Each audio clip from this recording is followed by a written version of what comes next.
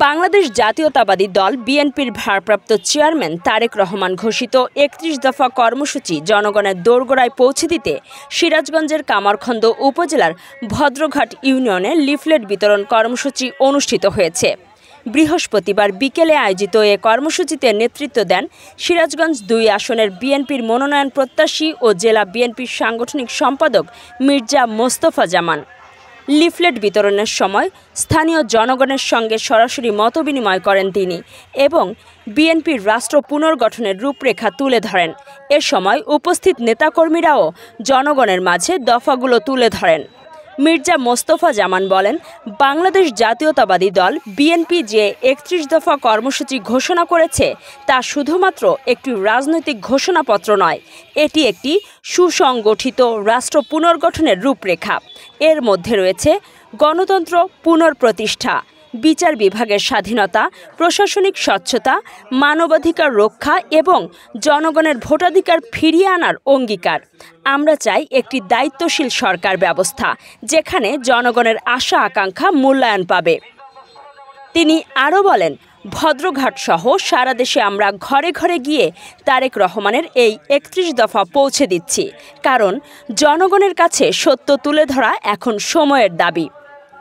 এ দেশ ও জনগণের ভবিষ্যৎ রক্ষায় বিএনপি যে মিশন নিয়ে এগোচ্ছে তা বাস্তবায়নে সবাইকে ঐক্যবদ্ধ হতে হবে। আমি বিশ্বাস করি জনগণই আগামী দিনে এই অন্যায়ের বিরুদ্ধে রায় দেবে এবং একটি গণতান্ত্রিক বাংলাদেশ প্রতিষ্ঠিত হবে।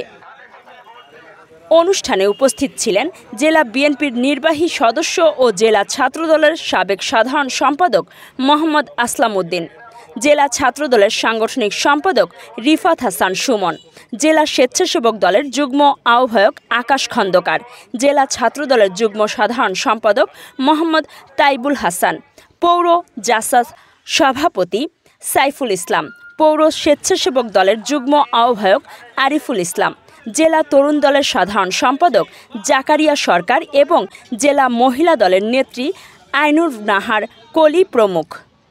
উপস্থিত নেতারা জানান, তারেক রহমানের ৩১ দফা শুধু রাজনৈতিক প্রতিশ্রুতি নয়, এটি একটি জনবান্ধব রূপরেখা যা দেশের গণতন্ত্র, সুশাসন ও অর্থনৈতিক পুনরুদ্ধারে গুরুত্বপূর্ণ ভূমিকা রাখবে। আমরা প্রতিদিনের ন্যায় বিএনপির ভারপ্রাপ্ত চেয়ারম্যান জনাব তারেক রহমানের নির্দেশে সারা বাংলাদেশের যে ৩১ দফা রাষ্ট্র মেরামতের যে রূপরেখা সেইটি আমরা জনগণের দোরগোড়ায় পৌঁছে দেওয়ার জন্যে আমরা সিরাজগঞ্জ জেলার বিভিন্ন ইউনিয়ন, ওয়ার্ড এবং থানা পর্যায়ে আমরা সিরাজগঞ্জ জেলা বিএনপির পক্ষ থেকে যার যার মতো কাজ করছি, দলীয়ভাবেও করছি। আর এখানে মূলত অন্তর্ভুক্তিমূলক, বৈষম্যহীন এবং সাম্প্রদায়িক সম্প্রীতি একটা পরিবেশ গড়ে তোলার জন্যে মানুষের কাছে সেই মেসেজ আমরা দিচ্ছি এবং আমরা আগামী দিনের যে প্রথমার্ধে ফেব্রুয়ারির নির্বাচন, সেই জাতীয় নির্বাচন। জলিলুর রহমান জনিয়ের তথ্য চিত্রে কাজী সাইমা, চ্যানেল 21, সিরাজগঞ্জ।